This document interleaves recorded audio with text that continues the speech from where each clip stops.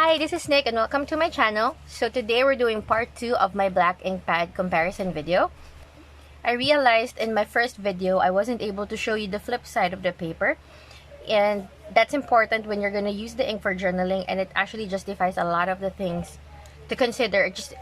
It's one of the major things to consider because if you're using a stamp on your journal, you would want to write on the flip page, right? So that was a very important thing that I forgot to show you, mainly because I wanted to show you how it would look like if they were wet, because some of them have a different property when the paper got wet.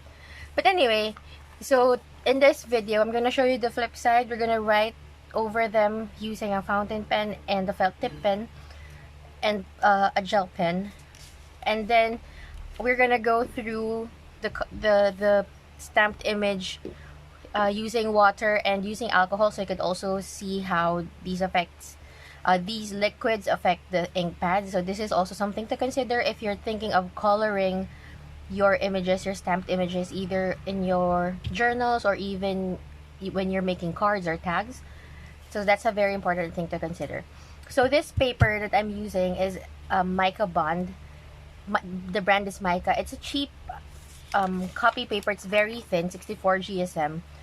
So this paper is just regular copy paper. It's 64 GSM, but it is coated, so it pairs really nice with watercolor, or at least it pairs like most journals, most coated paper. It can take it.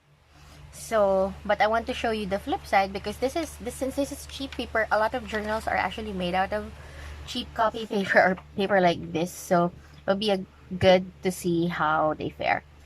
So this is, if you've seen the first video, I will link to it below. This you can see the inks that I used on them. So when we flip it to the other side, you can see which ones bled through, and a lot of them would ghost, because again, this is just 64 GSM. But off the bat, you can see these three really did it horribly, and then this one next. So if we flip it back, this is the NBS, Best Buy, and then Memento, Ranger, and VersaFine did bleed really badly on the other side of the paper. And then you have here Versacolor, VersaCraft, Japan Home, and Distress Ink doing okay. And then on this side, where it was when we have a lot of negative space, you can see how bad they did, with Ranger Archival being the worst. So you have your Stays On. This is NBS, it did fairly okay. This is Memento, which did a little okay, bled a little. What's this again? Ranger Archival was really horrible, bled through. VersaFine had a little bleeding through, but you can see how opaque that is, so you can see it at the back. This is Versacolor, VersaCraft, and then your Japan Home and your Distress Ink. So if you're using very bold stamps or stamps with a lot of negative space, it's important to note that they would ghost through. But again, this is just 64 GSM papers, so if you have thicker paper, they would appear less. But I wouldn't bank on using Ranger Archival, because it just really went through. Then the same goes with your other papers. It just really horribly went through. And here, I'm guessing this got wet. Some of them got wet.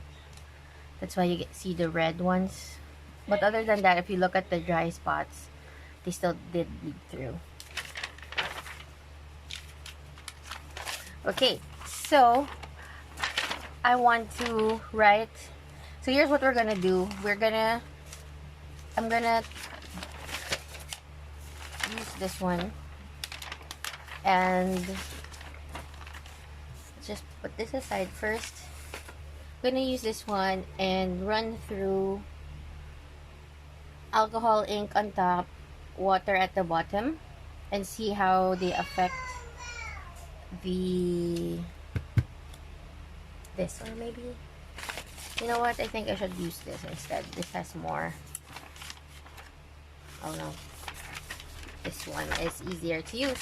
So, half with half with alcohol, half with water.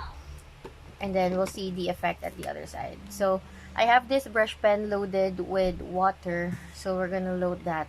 We're gonna do this first. Just gonna make sure my brush is really wet. So this paper or this ink has had at least 12 hours to dry.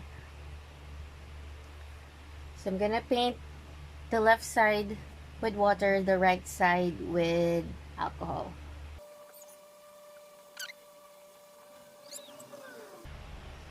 Okay, so it looks like most of them did withstand water with the exception of NBS.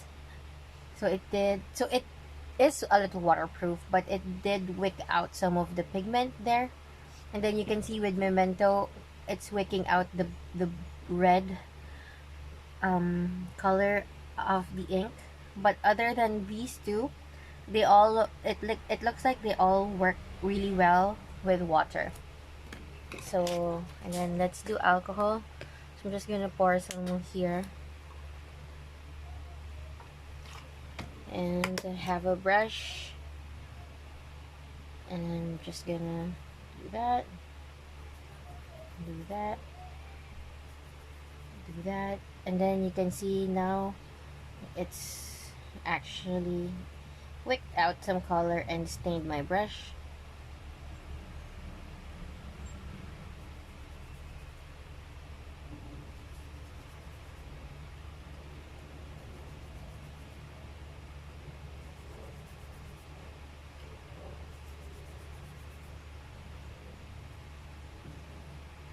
Okay. So there. It looks like most of them withstood the alcohol. And I'm quite surprised with how Memento is behaving. See how the red is also wicking out? So I'm quite surprised because Memento is usually recommended for alcohol ink with because they're saying this is like it doesn't wick away the color, but just looking at it this way, see here. And then with Ranger Archival, you can see the water fed the ink feathering, but with the rest it looks like it's okay. So I'm guessing if you let it dry, oh look, Japan Home did not do well. See how there's green, it got green. So and then we have here Distress Ink. Distress Ink really behaves differently with water, but you can see how it's wicked. And then also here in alcohol, with the alcohol ink, you can see I was able to remove some of the ink. But looking at these, it looks like if I were gonna pick really a color to choose for anything that I'm working on, I would choose VersaFine, VersaColor, VersaCraft. So there. Because it did not wick any of, there's no discoloration at all. So there. So let's set this aside. And we're gonna do a pen test on some of them. Just get a cleaning rag. Okay, so let's try this out now. I'm gonna write on the back sides of these. We're gonna use 3 kinds of pens: a felt tip pen, a fountain pen, and a gel pen. So let's flip on over to the back side.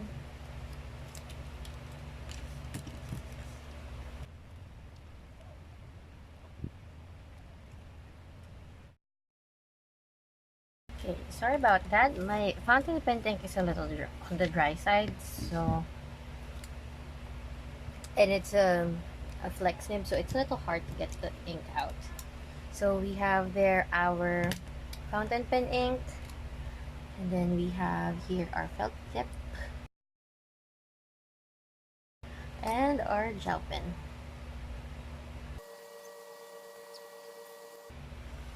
Okay, so on close inspection,